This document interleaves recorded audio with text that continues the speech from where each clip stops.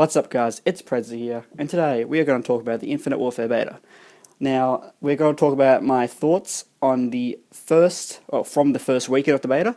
The first weekend was from Saturday till Tuesday in Australia, and I played about 15 to 20 hours of that. 19 and a half sniping. So I did mostly sniping on that. So before I say any more, so I said the gameplay in the background is a 24 to 10 gameplay of the KBS Longbow on Frontier, taken from the first day of the beta.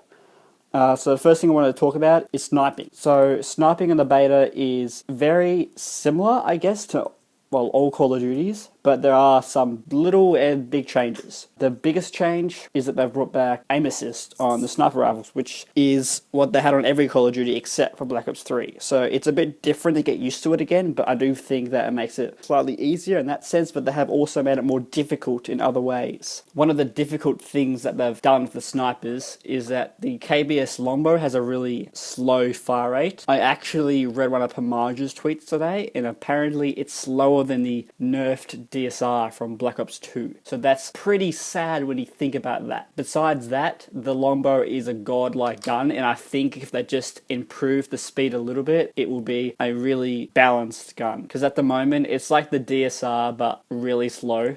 The next gun I want to talk about is the Widowmaker. The Widowmaker is probably my favorite gun, but I also hate it at the same time. It's also my least favorite gun.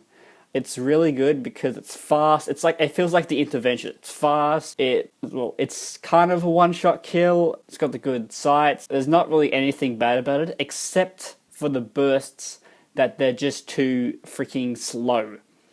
So if you drag at all with it, you will hit marker. You need both bullets to hit from the 2-round burst to actually kill someone unless it's a headshot. So if you're shooting someone that's running around, that's jumping around, you're going to hit marker almost every time. They need to be running towards you or standing still for your bullets to actually hit and kill them. It makes it really good because of just how quick it is, but at the same time you're hit markering every second shot, and that's just annoying. The EBR, I think the EBR is very similar to the Lynx from Ghost or the Barrett 50 cal from the Modern Warfare series. There's not much I really have to say about this. It's pretty much the same as all the other Barretts and in the Lynx.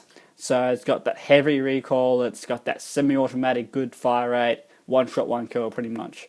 It does have a slightly high recoil, but if you put foregrip on it, it's pretty damn usable. It's actually the first gun that I got my first quad feed with on Infinite Warfare, not including the combat rigs. The last gun we haven't got to use yet, the DMR, or in the Intervention. It would be fantastic to be able to try them out in the next weekend of the beta, but who knows if they're going to do that. We're going to have to wait and find out. The next thing I want to talk about is just the general gameplay of it. I enjoy the gameplay. It's fast-paced. You die pretty quickly, but you kill pretty quickly at the same time, so it's alright. The thrusters are very similar to Black Ops 3. I don't think it's as powerful as Black Ops 3. I don't think you jump as high and move as fast. I do think it's good. It's a lot easier than Black Ops 3 when you're jumping around shooting because of the aim assist. The red guns, I don't really use red guns. I picked a few up and so, but I faced a lot of red gunners, so I know what they're like to face against, and a lot of them are pretty powerful. Like they got the Karma, which I have a friend who always talks about the Karma, but how powerful it is.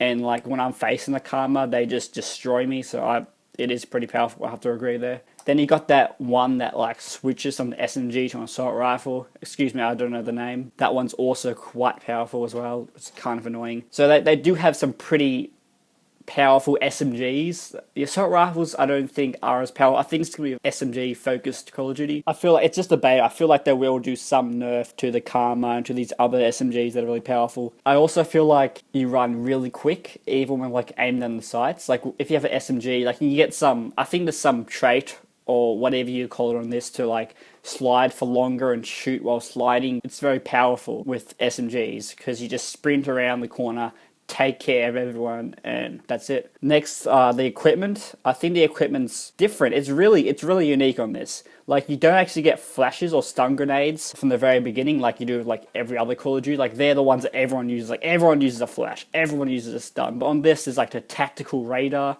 You've got these other drone things. I don't even know what half of them do. They're very more unique than they have been, which makes it interesting. But there are some very oddly powerful, oddly annoying ones. Like, you got this shield. Like, if anyone here has ever played, like, Overwatch, you got this character called Winston. He puts this shield down. It's basically the exact same as that. It's just really powerful. You can't shoot, you can't even hit marker people through the shield. If they're standing in it, they can shoot you from the inside, but you can't shoot them from the outside. That's a bit frustrating, but that's probably the only thing I have against the equipment. Everything else is fine. You got your grenades as usual. The flashes, I guess, are a bit different. The tactical is a bit different, but I'm fine with the equipment. The maps so far, I think, are brilliant. Like, I haven't had any problems with the map so far. My favorite one's got to be Frontier, and then Precinct, and then Frost and Throwback. That's probably my order. They're good 3-lane maps, good sizes. This is something that has surprised me with this game. Most of the maps, they're mostly indoors. Precinct, you have those outdoor areas, but most people hang around the center. And then you got Frontier, which is entirely indoors. There's no point in using your thrusters. I think there's one little ledge you could jump up on Frontier to use your thrusters, but the rest is really no point. And then you got Throwback, which is probably the most thrusted used map. And Frost a little bit as well, but not too much. I don't really think the thrusters have that much of an impact. It's mostly boots on the ground from the maps. Every now and then you'll see people jumping around, which is good. I have nothing against either of that. Alright, so the next thing I want to talk about are weapon variants.